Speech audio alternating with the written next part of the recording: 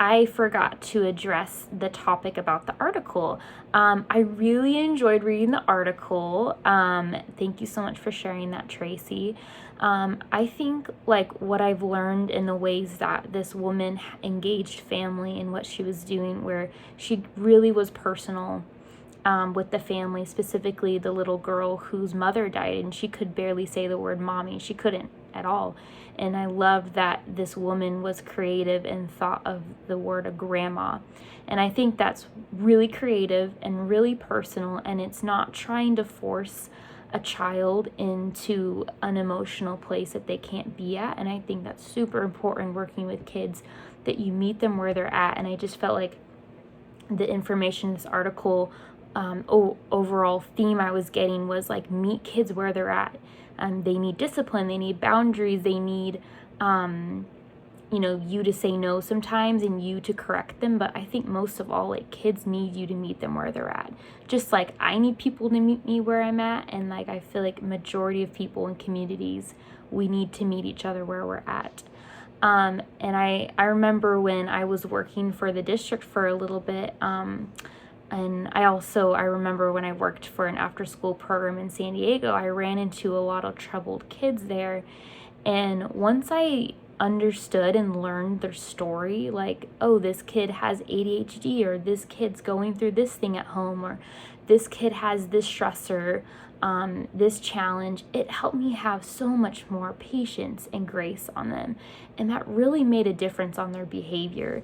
And I went from trying to reprimand them and just discipline them to trying to connect with them. And in connecting with them, their behavior turned around.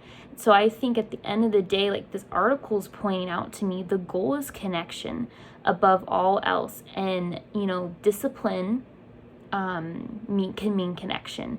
If I'm disciplining without connection, there's no point to my discipline. If I'm correcting without love, there's no point to my correction.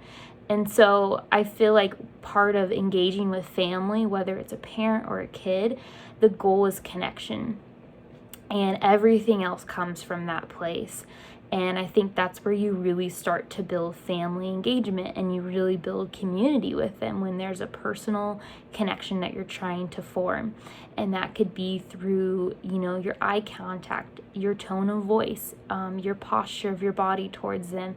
It could be you asking them some personal questions if you're able to, and that's allowed, or even just understanding what are their challenges at home. And the parent might feel really seen and known and heard that you're someone who knows that challenge they're going through. And likewise for a child, if you can show care for them by asking them how are things going, and they open up to you about a challenge at home, they likewise can feel seen, heard, and known. And that is a huge element in connecting with someone. So those are my thoughts on the article. Hope you guys enjoyed that. And I think I'll definitely apply the information for the preschool that I'm working at, and just in general with people, that to be personal and to connect, so that I can form engagements with people and a community with them. Thank you.